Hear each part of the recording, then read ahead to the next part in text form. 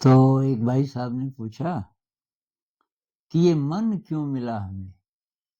कुदरत ने जब इंसान बनाया और इतनी-इतनी प्रकार की शक्तियाँ दी उसे,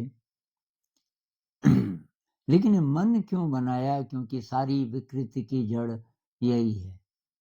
ये जो मन है, यही हमसे गलत काम करवाता है और ऊट-पटांग इच्छाएँ और अगर मन नहीं होता, तो हम ज़्यादा अच्छे होते। फिर वो कह रहे हैं कि ये जो ट्राइबल लोग हैं, जो सभ्य नहीं होते, पढ़े-लिखे भी नहीं होते, तो क्या उनकी ज़िंदगी बेहतर होती होगी? क्योंकि शायद ये जो मन का फालतू सोच-विचार है, इतना हावी नहीं होता होगा। अ, तो ख़ैर हम मन की बात करते हैं फ़िलहाल कि कोई तो कारण होगा मन क्यों मिला?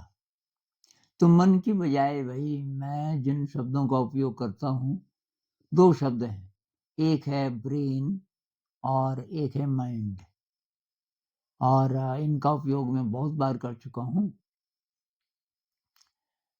कि माइंड का मतलब कॉन्शियसनेस भी कह सकते हो आप, चेतना कह सकते हो, हायर सेल्फ कह सकते हो, ब्रह्म कह सकते हो, उसी को मैं माइंड बोलता हूँ और जितने नाम हैं ईश्वर कह सकते हो, अल्लाह कह सकते हो, तो वो तो हुआ माइंड जिससे सब कुछ बना। चेतना भी कह लो, कॉन्शियसनेस का मतलब मेरा प्राण से नहीं है कि भाई पत्थर में कॉन्शियसनेस नहीं होती, ऐसा नहीं। जो कुछ भी है सब कॉन्शियसनेस है। अभी साइंटिस्ट भी कहते हैं, डेविड बोम कहते हैं, कॉन्शियसनेस शब्द का तो इस्तेमाल नहीं करते, लेकिन वो कहते हैं कि कोई एनर्जी का जैसे ओशन है, महासागर है और इन्फिनिट एनर्जी का, इनविजिबल एनर्जी का, महासागर तो समझाने के लिए बोल रहे हैं और उसमें एक लहर उठती है और थोड़ा सॉलिड हो जाती है, वो है ब्रह्मांड। थोड़ी देर में वो वापस फिर मिल जाती है। तो ब्रह्मांड बनते रहते हैं और फिर वो खत्म होते रहते हैं, तो सब कॉन्शियसनेस है, उसी को ब्रह्म भी बोलते हैं। मैं उसको माइंड बोल रहा हूँ किसी कारण से। तो जो माइंड है, उसके और हमारे परसेप्शन के बीच में ये मन है, इसको मैं ब्रेन बोलता हूँ, मन को ब्रेन। अब ब्रेन क्यों मिला? ब्रेन नहीं मिला होता, तो ये वीडियो नहीं बन पाता, अ, हमारी टेक्नोलॉजी नहीं होती, साइंस नहीं होती और पता नहीं इंसान फिर ज़िंदा रहता कि नहीं रहता। वही हम सर्वाइव कर गए, तमाम विकट परिस्थितियों से गुज़र के आगे बढ़ते गए। कहते हैं ना कि हम तो पहले बंदर थे। अ, अभी बात कितनी सच है पता नहीं, लेकिन धीरे-धीरे अ, हमारे अंदर ये नई-नई शक्तियाँ आई, हमारा इवोल्यूशन हुआ और उसका एक हिस्सा ये ज्ञान विज्ञान है और ज्ञान विज्ञान के कारण तब ज़िंदगी में कई नई चीज़ें आ गई हमारी। बहुत प्रकार की चीज़ें आ गई जो कि बहुत अच्छी भी हैं, कुछ-कुछ खराब भी हैं। अब खराब है विज्ञान का दुरुपयोग, वैज्ञानिक खराब नहीं होते, लेकिन वैज्ञानिक उनके इशारों पे चलना पड़ता है ना उसको, सरकार के या और शक्तियों के। लेकिन अपने आप में विज्ञान विज्ञान तो गलत नहीं है, विज्ञान नहीं होता हम कई चीज़ें कर ही नहीं पाते। लेकिन वही ब्रेन बाधा भी बनता है।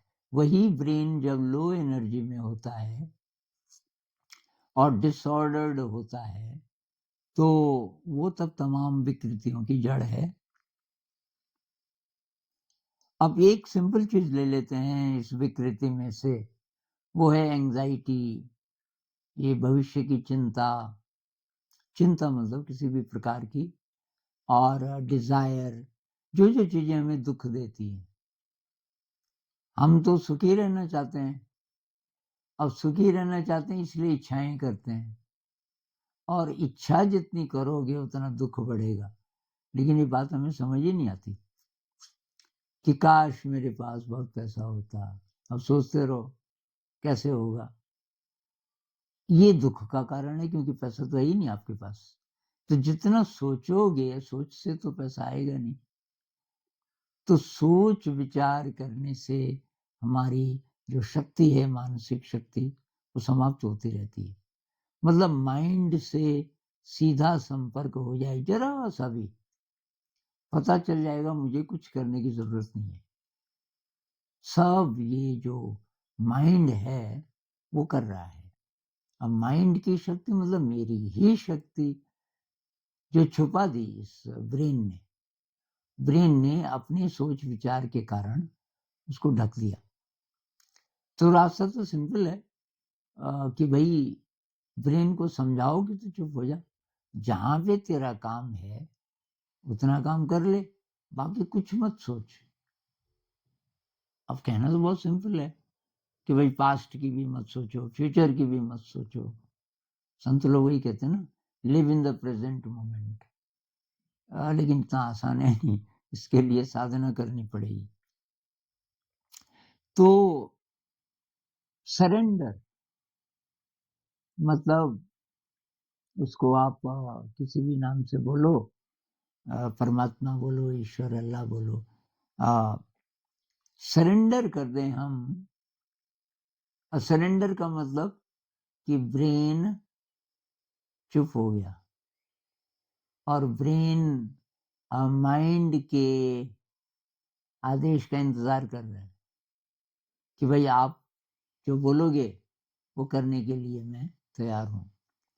मीरा कहती है ना, मैंने चाह कर राखो जी, कि अ, मुझे तुम अपना नौकर बना लो और मैं जो तुम बोलोगे वो मैं करूँगी। तो ऐसा कुछ हो जाए समर्पण कि भई जो डिवाइन विल है, उसको डिवाइन विल भी कह सकते हैं, होना तो उसी ने है। अब उसमें मेरा क्या रोल है, मुझे कुछ करना है क्या? वो मेरी बुद्धि बताएगी। बुद्धि का डायरेक्टर कौन है? जब तक बुद्धि आत्मा की तरफ नहीं मुड़ी है, तो वो बुद्धि अच्छा काम नहीं करेगी। वो नचिकेता को कहते हैं ना यमराज, कि आत्मानं रथिनं विद्धि, ये रथ है, ये शरीर, और इसका जो मालिक है वो आत्मा है। आत्मानं रथिनं विद्धि, शरीरम रथमेवतु, शरीर रथ है। और उसमें ये नचिकेता को बोलते हैं ना, कौन सा उपनिषद है, तो उसमें वो आगे बोलते हैं कि ये घोड़े हैं 5 इंद्रियाँ। इंद्रियाणि हयानहो, हय मतलब घोड़ा, और उनकी लगाम मन के हाथ में है। मनः प्रग्रहवान नरः, और वो जो मन है उसको डायरेक्शन देने वाली है बुद्धि। तो इंद्रियेभ्यः परा, मतलब इंद्रियों से परे मन है, मैं कुछ-कुछ भूल गया, और मन के परे बुद्धि है, मन से बड़ी, और अल्टीमेटली फिर आत्मा है। तो अगर तो मन ऐसी बुद्धि की बात सुन रहा है, जो बुद्धि आत्मा से जुड़ी है सीधे, तो तब वो सही चलेगी, तब हमारी इंद्रियाँ भी, क्योंकि उसके हाथ में लगाम है ना, तो तब हम गड़बड़ नहीं सोचेंगे, सही चलेंगे। और ये जो बात है समर्पण वाली, कि भई हम अपने हायर सेल्फ की सुने, अ, और हमें खुद सोच विचार करने की ज़रूरत नहीं है। तो बहुत पहले मैं साहित्य का, अंग्रेजी साहित्य का स्टूडेंट था। कहीं एक लाइन आई और मैंने वो एग्ज़ामिनर को इम्प्रेस करने के लिए याद कर दी। तो दांते एक हुए थे, इटालियन राइटर, बहुत पुराने हैं, उन्होंने लिखा डिवाइन कॉमेडी। ये किताब बहुत ही फेमस है और मुझे तो मिली नहीं उस समय, मैंने ढूंढा कि कोई इंग्लिश में, पर ये है डिवाइन कॉमेडी, अब तो इंटरनेट पे भी होगी। उसमें कहीं वो बोलते हैं, कोई कैरेक्टर बोलता है, इन ला सुआ वोलंता दे ए नोस्ट्रा पेस, इटालियन है। इसका मतलब है in his will is our peace, in his will, उसकी मर्जी में, उसकी मर्जी अगर हम मान लें, समर्पित हो जाएं, तब जीवन में शांति आएगी। और ये लगभग हर रिलीजन में है किसी न किसी तरीके से। जैसे सूफी लोग कहते हैं ना, सूफी लोग क्या क्या कहते हैं, मैं नहीं बस तू, मैं नहीं, मैं अपनी जिंदगी का मालिक नहीं हूं, बस तू है, और तू जो बोले तो वो मैं करूंगा। और ये एक दूसरी कहावत है, जैसे राम राखे वैसे ही रहिए। हाँ, अब वैसे ही रहिए का मतलब ये नहीं है, कुछ लोग बोलते हैं इसका मतलब हम कुछ ना करें, आलसी हो जाएं।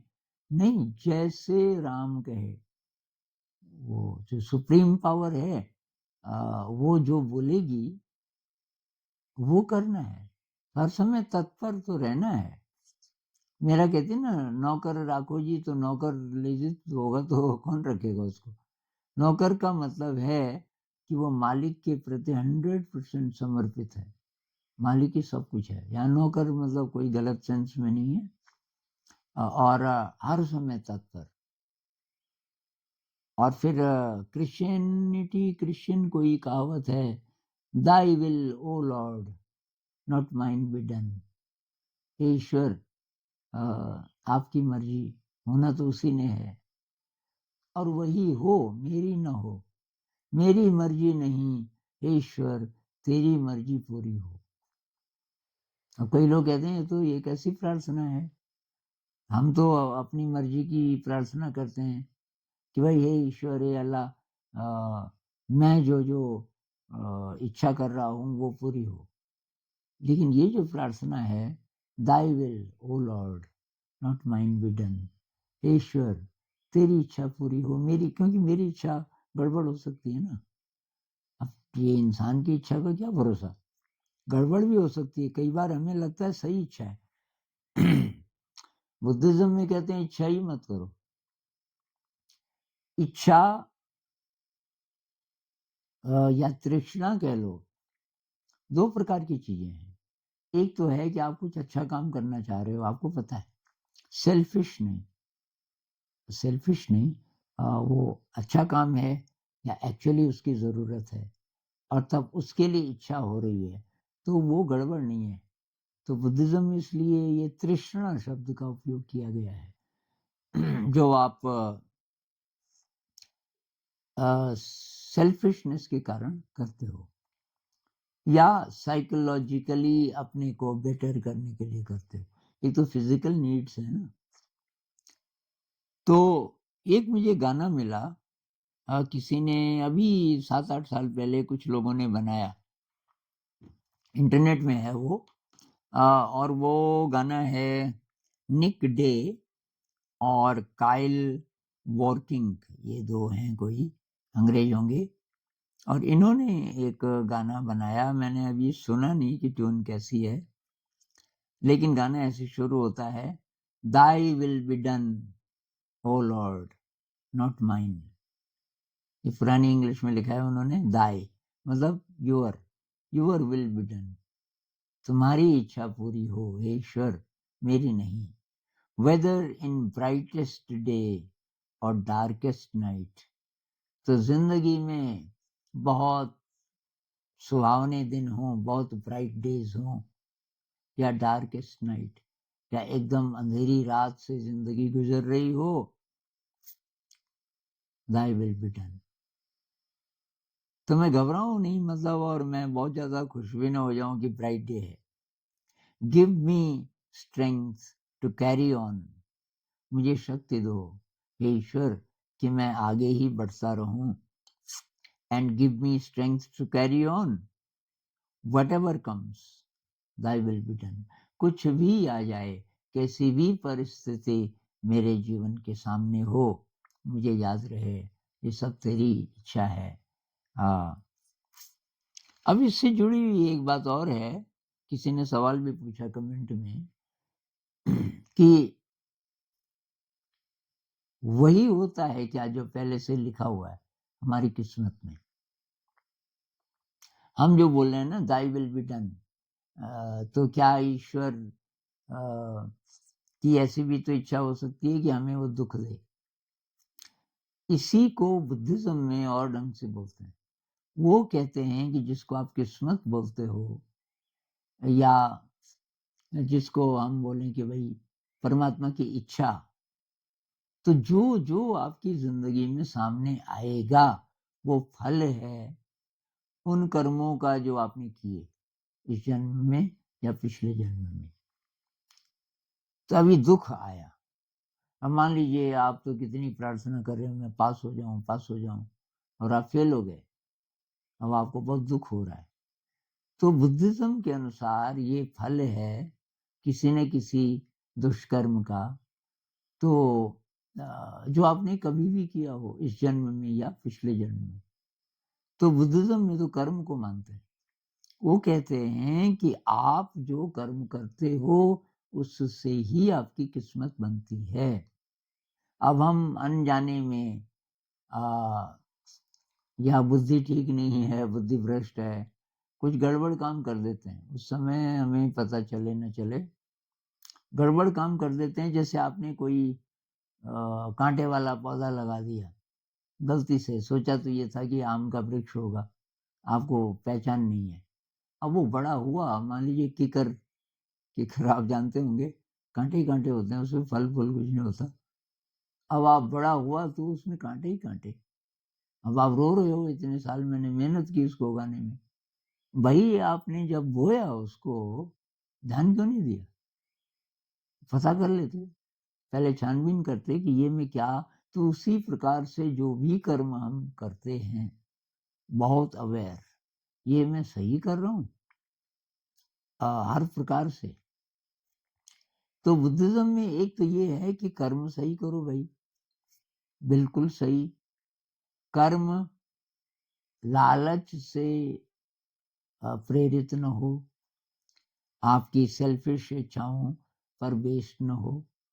अब ये जितने लोग बोलते हैं कि मैंने ध्यान भी किया, 2 साल तक करता रहा मेडिटेशन, और मैंने पूजा भी की, ये भी किया, वो भी किया, मैं पास नहीं हुआ। मैं पास नहीं हुआ मतलब पास होना चाहिए था, तो ये तो आपकी जिद है, इसमें समर्पण तो है ही नहीं। आप तो ये बोलो कि भाई ये जो पढ़ाई लिखाई है इसमें अगर मन लग रहा है, आपको पढ़ाई लिखाई ठीक लग रही है, तब ठीक नहीं लग रही है इसलिए कर रहे हो कि पास हो जाऊंगा, नौकरी मिलेगी, तो बस यहाँ से दुष्कर्म हो गया। दुष्कर्म इसलिए हो गया कि आप ये तो मार रहे हो अपने, मतलब अपने अंदर स्ट्रेस पैदा कर रहे हो। ये जो शरीर है, ये जो मन है, इसको तो पवित्र रखना है। अब इसको तो आप गड़बड़ कर रहे हो, यही तो साधन है हमारे पास, साधन को ही गड़बड़ कर दिया आपने। तो डिजायर तो करनी नहीं है, फेल हो पास, चाहे आपका मन भी लगता है पढ़ाई में, लेकिन मैं पास हूंगा कि फेल हूंगा ये तो भाई तू जाने। अब फेल हो गए तो उसकी इंटरप्रिटेशन, मैं फेल हो गया एक्सेप्ट करो तुरंत, क्योंकि वो फेल्योर आपको अच्छी तरफ ले जाएगा, नहीं तो फेल ही ना होते। जो लोग ये पूरा विश्वास करते हैं, जिनका पूरा समर्पण है, तो वो फालतू सोचते ही नहीं है, क्योंकि जो आया सामने उसको एक्सेप्ट करो। दुख आया, कष्ट आया, कुछ भी आया, उसको आप एक्सेप्ट करो कि ये तो मैंने ही कमाया हुआ है, अब मेरे सामने आया, अब मुझे झेलना पड़ेगा इसको धक्का नहीं देना, उसको वेलकम करो। तो मैं तो भाई इस अप्रोच से मुझे बहुत फायदा हुआ। अब ये तो अकल अब आ रही है कुछ ही सालों से धीरे धीरे, लेकिन अभी मैं जो बीमार हुआ इसमें मुझे बहुत मदद मिली। अब बहुत लोगों को पता है, मेरे पुराने वीडियोस आप देखना 2-3 महीने पहले के, एकदम मरा मरा सा लग रहा हूँ, शक्ति ही नहीं थी, मैं चारपाई से नीचे नहीं उतर सकता था अपने आप, मुझे उठा के उठाना पड़ता था, बाथरूम नहीं जा पाता था, मुझे उठा के या तो बहुत ज़्यादा सपोर्ट करके ले जाते थे।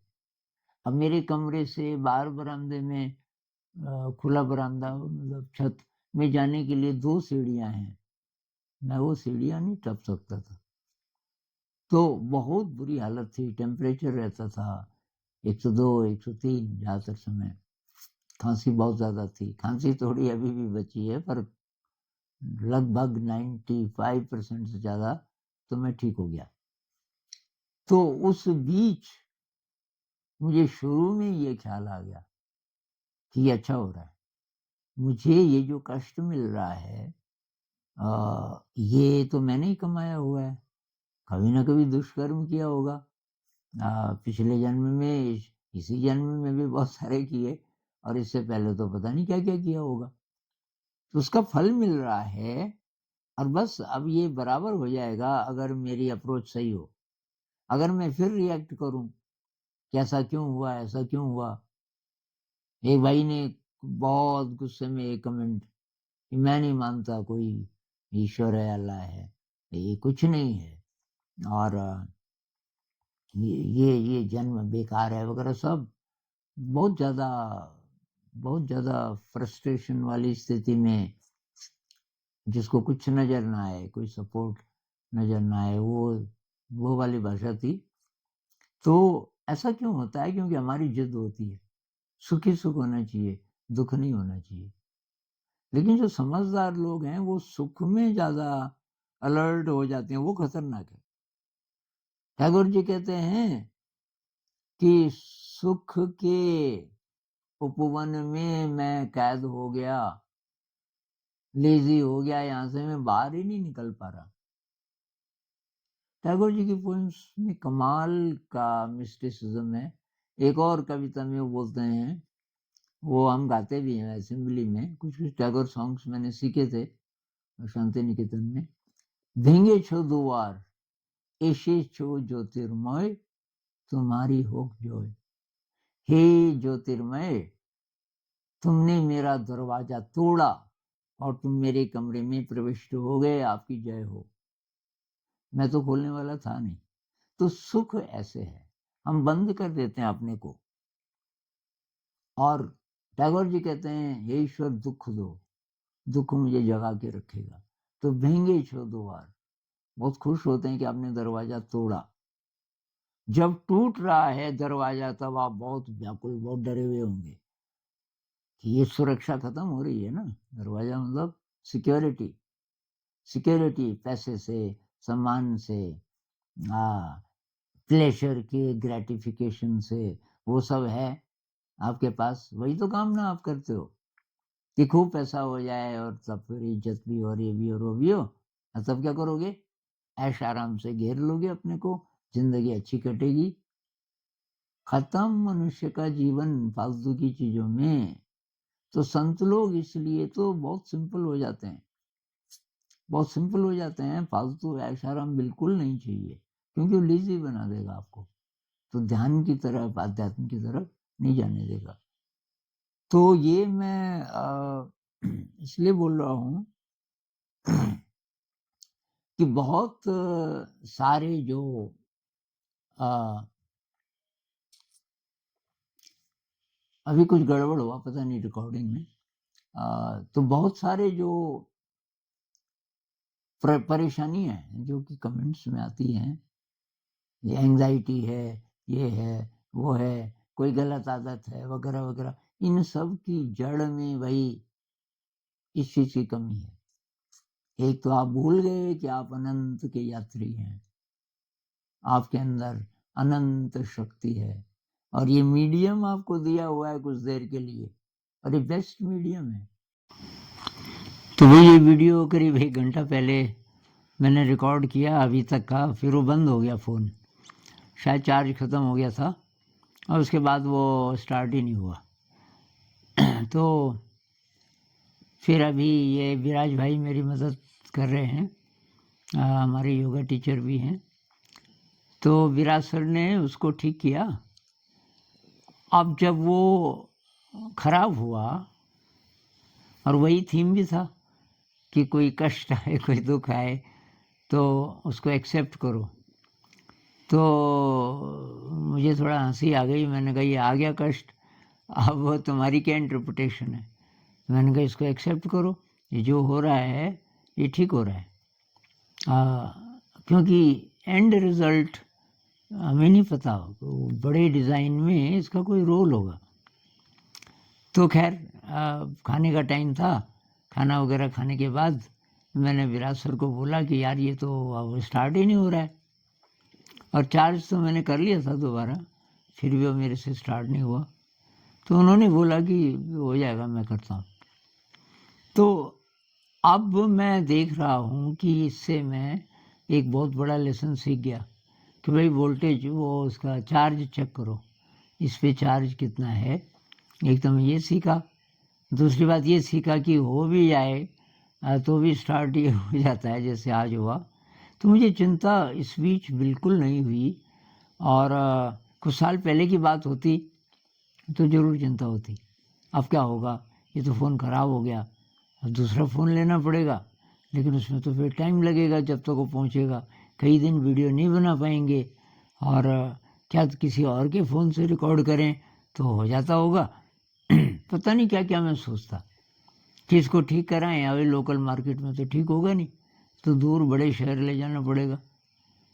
कुछ भी नहीं चला, ज़ीरो। मैंने कहा जो हुआ ठीक हुआ, अब जाओ खाना खाओ, उसके बाद देखेंगे। तो अब ये एकदम रिलैक्स्ड, मुझे कोई टेंशन नहीं हुआ, और मेरा जो विश्वास है वो और ज़्यादा दृढ़ हो गया छोटी छोटी घटनाओं से ना। जैसे एक एक बूंद से कहते हैं ना घड़ा भर जाता है, जो अच्छी चीज़ें हम जमा करते हैं अपने अंदर, तो उसका आगे चल कर के उसी परिस्थिति को फेस करना हो और आसान हो जाता है। तो इस पे और बात करेंगे। नमस्कार।